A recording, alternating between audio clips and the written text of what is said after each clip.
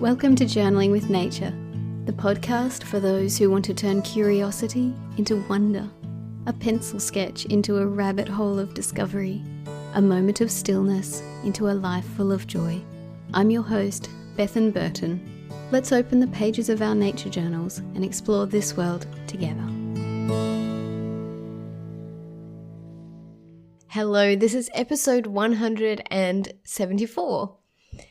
Happy New Year to you. I can't believe it's already 2025. I'm really happy and excited to start a new year in my garden journal. I've just recently got a new journal, which feels so good to open up a fresh journal and start again in January. And also returning to some projects that I've got going that are cyclical and reflect the months of the year. It's fun to go back and see what's happening at the same time of year and what's the same and what's different.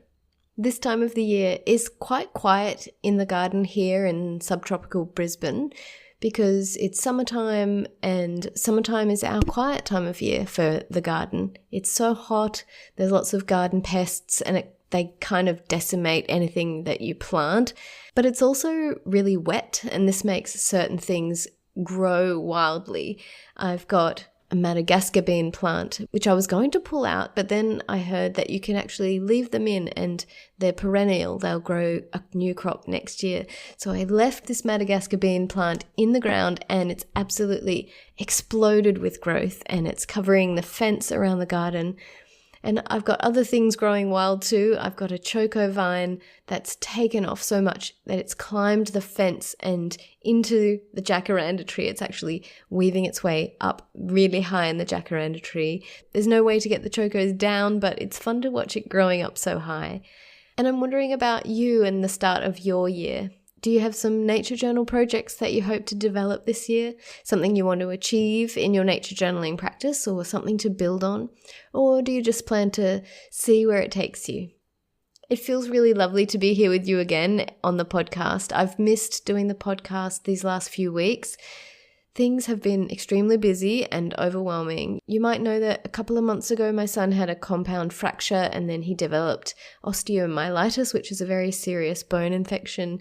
And since the last podcast, we've spent many nights in hospital and been through multiple surgeries and trips back to the emergency room.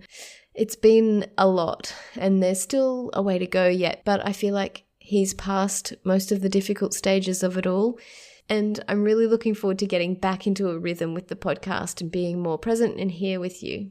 I actually, a couple of months ago, recorded a bunch of interviews that I'm going to release in the coming weeks. These were recorded, as I said, a couple of months ago before all this turmoil, so I'm excited to finally bring these interviews to you. Today, though, is a prompt episode, and I thought it would be fun to talk about symbiosis in nature and how we can put this in our nature journals. This theme came to my mind because I recently interviewed a nature writer called Angela Douglas, whose interview will be coming up soon, so look out for that one. But Angela made her academic career in studying different types of symbiosis. During the COVID lockdowns, Angela wrote a book, and this beautiful book's called Nature on the Doorstep, A Year of Letters. And I'll tell you more about the book when the episode comes up in a few weeks. But for now, I thought we could chat about symbiosis and where we could notice it in nature around us. Symbiosis is the close relationship between two different species, and there are different types of symbiosis. There's mutualism, which is where two organisms have a biological relationship that's beneficial to both of them, like mycorrhizal fungi that exchange nutrients with trees through their roots. Then there's something called commensalism, which is where one species benefits from the relationship and the other one isn't affected positively or negatively. One example that I always think of is cattle egrets that you see standing on the backs of cows, and the birds go for the insects that are stirred up when the cattle are grazing. And then there's parasitism, which is where one species benefits and the other one's harmed by the interaction, like in the case, for example, of a tick on a mammal. It's funny though, because when I think of symbiosis, I usually think of mutualism. Parasitism doesn't come into my mind very much, but we can document all of these three different types of symbiosis in our nature journals. Can you think of examples of these different symbiotic relationships in your nearby nature? I'm thinking now of my vegetable garden and where I might see these types of relationships. A bee pollinating a flower might be an example of mutualism because the flower gets pollinated and the bee gets pollen. I'm also thinking about companion plants that benefit from being next to each other in the veggie garden. You know that beautiful combination of the three sisters, corn, beans, and squash, which is a traditional Native American planting combination. The corn provides a trellis for the beans, and the beans fix nitrogen in the soil for the other two, and the squash provides mulch and shade and keeps the moisture in the soil.